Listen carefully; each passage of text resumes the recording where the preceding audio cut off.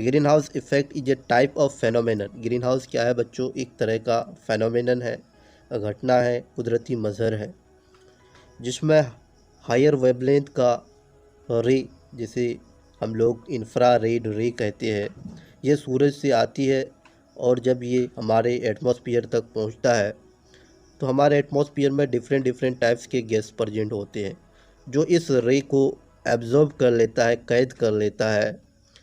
जब ये रेज़ को ये गैसेस पार्टिकल्स एब्जॉर्ब करता है तो हमारा जो इन्वायरमेंट है, वातावरण है, पर्यावरण है, माहौल है, ये गर्म होने लगता है इस रेज़ की वजह से। किस रेज़ की वजह से?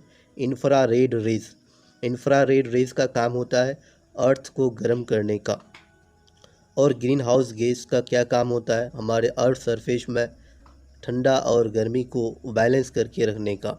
जैसे मून में एटमॉस्फेयर नहीं होता है, उसी तरह से मरकरी में एटमॉस्फेयर नहीं होता है। तो मरकरी में क्या होता है? दिन के समय बहुत ज़्यादा वहाँ गर्मी होता है और रात के टाइम इतना ठंड होता है कि बर्फ़ ही बर्फ़ हो जाता है। कुछ गैसेस है जो इंफ्रारेड रेज़ को एब्जॉर्ब करता है, यानी कैद करता है, जिसकी वजह से हमारे ये इन्वायरमेंट गर्म होते हैं। ग्रीन हाउस गैस का फ़ायदा भी है। अगर ये ग्रीन हाउस गैस नहीं रहता तो हमारे जो धरती है इसका टेम्परेचर -18 डिग्री सेल्सियस तक पहुंच जाता।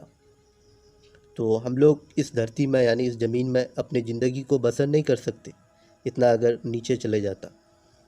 तो ये ग्रीन हाउस गैस एक बहुत बड़ा रोल प्ले करता है हमारे इन्वायरमेंट को गर्म रखने के लिए। तो कुछ गैस है, सबसे पहला है कार्बन डाइऑक्साइड, दूसरा है नाइट्रस ऑक्साइड, तीसरा है मीथेन जिसको हम लोग CH4 कहते हैं। उसके बाद 4 नंबर में है वाटर वेपर। उसके बाद है क्लोरोफ्लोरोकार्बन जिसको हम लोग CFC कहते हैं। ये सारे गैसेस इस इंफ्रारेड रेज को एब्जॉर्ब करता है, कैद करता है और कैद करके वापस उसे स्पेस में जाने से रोकता है, वापस उसको रिटर्न होने से रोकता है, जिसके वजह से हमारे अर्थ सरफेस गर्म होते हैं और हम लोग यहाँ आसानी से अपनी ज़िंदगी को बसर करते हैं। तो ग्रीन हाउस इफ़ेक्ट क्या होता है? The trapping of heat bye gases in the atmosphere. तो हमारे जो एटमॉस्फेयर है, जहाँ तक हवा पाया जाता है, तो हीट को ट्रैपिंग यानी ट्रैपिंग मीन्स कैद करना, पकड़ना, किसके थ्रू? वो गैसेस के थ्रू। हमारे एटमॉस्फेयर में डिफरेंट डिफरेंट गैस पाए जाती है। वो गैस क्या करता है? उस हाई वेवलेंथ वाले इंफ्रारेड रेज को ट्रैप करता है, कैद करता है। कैद करने के बाद वो हमारे इन्वायरमेंट को वो गर्म करता है। कुछ naturally occurring green house gas है जो हमारी इन्वायरमेंट के लिए बहुत ही ज़रूरी है। अगर ये गैस नहीं हो तो हमारे अर्थ का टेम्परेचर माइनस में चले जाएगा।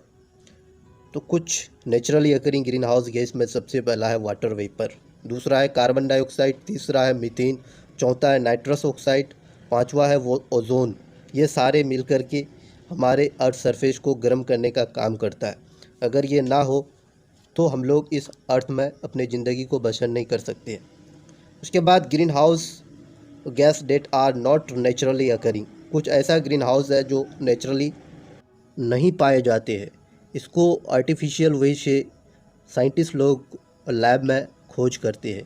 तो इनमें से सबसे पहला है हाइड्रोफ्लोरोकार्बन, HFCS जिसको कहते हैं हम लोग। हाइड्रोफ्लोरोकार्बन गैस एक बहुत ही जहरीला हार्मफुल गैस है। उसके बाद परफ्लोरोकार्बन PFCS, सल्फ़र हेक्साफ्लोराइड। ये सारे गैसेस को साइंटिस्ट लोग इंडस्ट्रियल पर्पज़ के लिए जनरेट करते हैं, पैदा करते हैं। उसके बाद ओजोन ऑक्सीजन के 3 एटम से मिलकर बना होता है।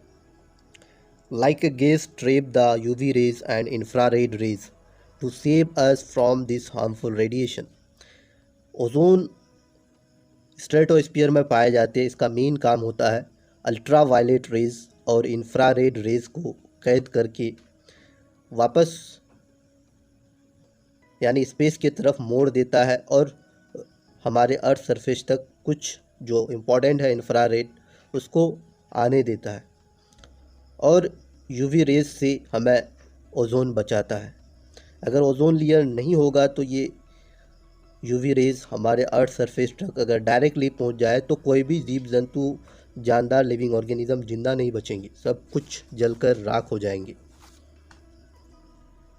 तो हम लोग जानते हैं ग्रीन हाउस इफ़ेक्ट किसको कहती है। तो ग्रीन हाउस इफ़ेक्ट क्या है?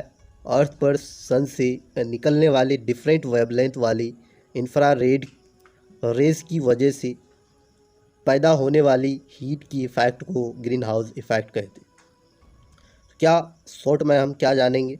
सूरज से क्या निकलता है? डिफरेंट वेवलेंथ का रेज निकलता है, उनमें से एक रेज है इंफ्रारेड रेज, जिसकी वजह से हमारे अर्थ में हीट पैदा होता है, गर्मी पैदा होता है। इसी इफ़ेक्ट को ग्रीन हाउस इफ़ेक्ट कहेंगे।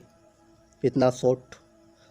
If the naturally occurring green house gas like CO2, water vapour not present on atmosphere that it difficult to survive on this earth surface. अगर हमारे एटमॉस्फेयर में नेचुरली पाए जाने वाले ग्रीन हाउस गैस जैसे carbon dioxide 0.03% में होता है, फिर भी हमारे एटमॉस्फेयर को इतना गर्म करके रखता है।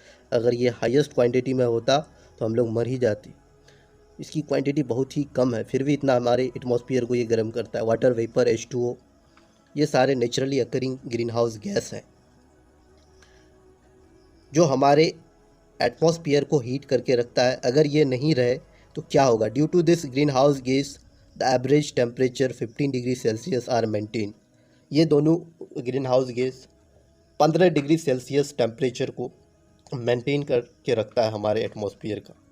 हमारे एटमॉस्फेयर में ये दोनों गैस मिल कर के 15 डिग्री सेल्सियस तक बैलेंस करके रखता है, मेंटेन करके रखता है। विच हेल्प टू सस्टेन, जो हमें इस धरती में, इस ज़मीन में अपनी ज़िंदगी को बसर यानी गुजारने का एक मौका देता है। If this green house gas not present, अगर ये ग्रीन हाउस गैस नहीं मौजूद होगा तो then the atmosphere temperature will be -30 degree Celsius. अगर ये ग्रीन हाउस गैस नहीं प्रेजेंट होगा तो हमारे अर्थ का टेम्परेचर घट करके -30 डिग्री सेल्सियस तक चले जाएगा।